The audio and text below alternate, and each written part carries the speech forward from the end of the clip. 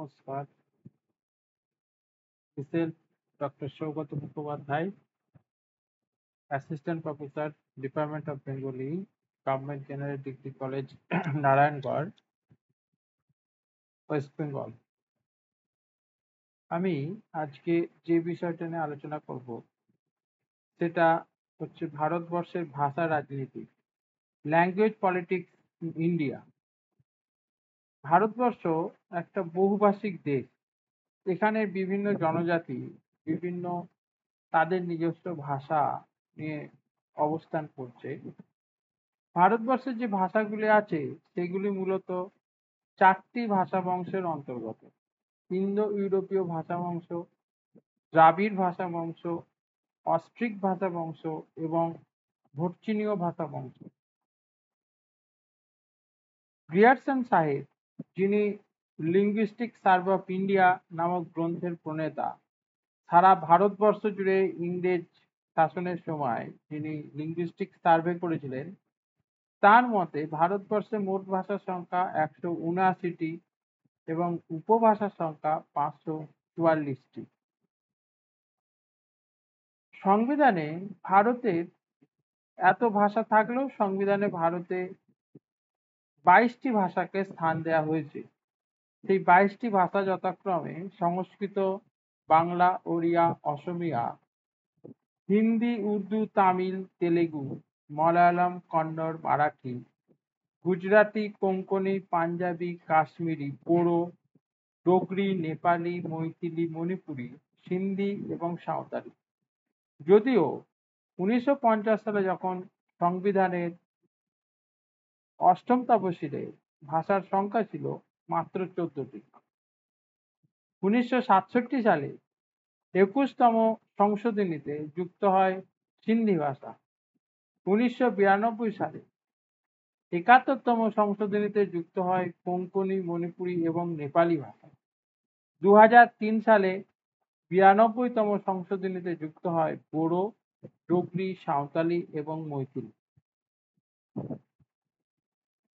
ঔপনিবেশিক সূত্রে আমরা ভারতবর্ষে যে ভাষাটি পেয়েছি সেটা হচ্ছে ইংরাজি।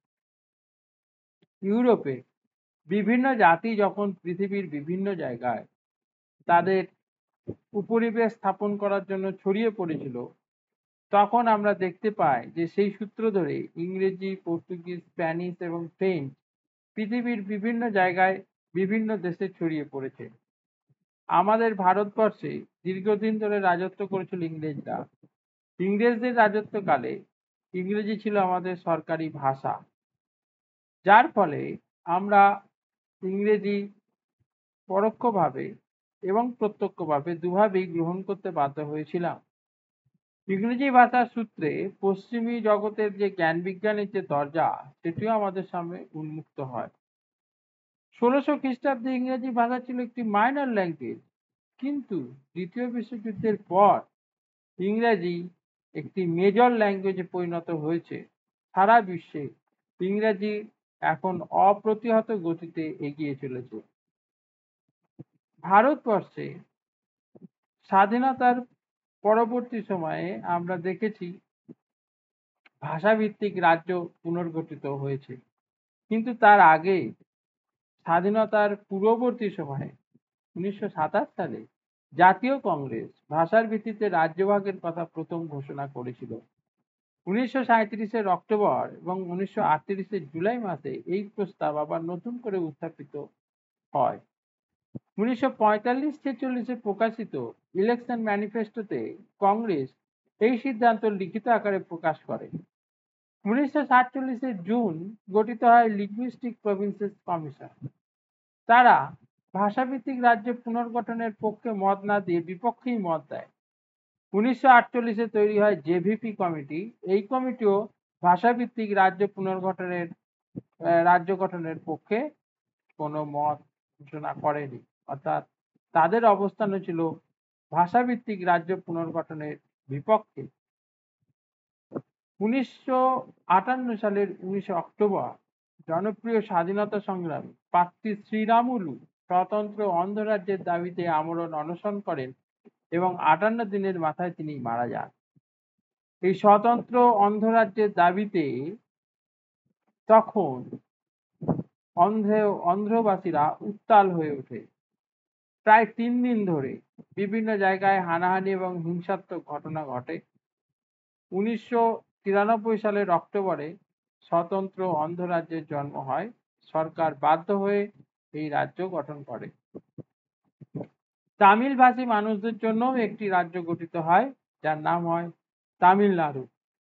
এর ফলে ভাষাভিত্তিক পুনর্গঠনের পক্ষে যে সমস্ত ব্যক্তিরা মত ঘোষণা করেছিলেন এবং যারা ভাষাভিত্তিক রাজ্য গঠনের পক্ষে ছিলেন, তারা আবার সংঘবদ্ধ হন। 1953 সালে সরকার স্টেট রিঅর্গানাইজেশন কমিশন গঠন করেন। এই স্টেট রিঅর্গানাইজেশন কমিশন গঠন করার পর আমাদের ভারতবর্ষের এখন যে বর্তমান ম্যাপ দেখি, সেই ম্যাপে ওই ভাষার ভিত্তিতে রাজ্যগুলি কিন্তু গঠিত হয়েছে। এইভাবে আমরা দেখতে পাচ্ছি যে ভাষা ভারতবর্ষের গঠনের ভিত্তিতে একটা গুরুত্বপূর্ণ ভূমিকা পালন করেছে। সেই সঙ্গে সঙ্গে ভাষা গোটা ভারতবর্ষে একটা রাজনীতির অংশ হয়ে দাঁড়িয়েছে। কারণ আমরা জানি যে ভাষা হচ্ছে মানুষের আইডেন্টিটি, মানুষের পরিচয়, মানুষের অস্তিত্ব। তাই ভাষা না থাকলে মানুষ থাকে না, তার সংস্কৃতি থাকে না, তার ইতিহাস থাকে না।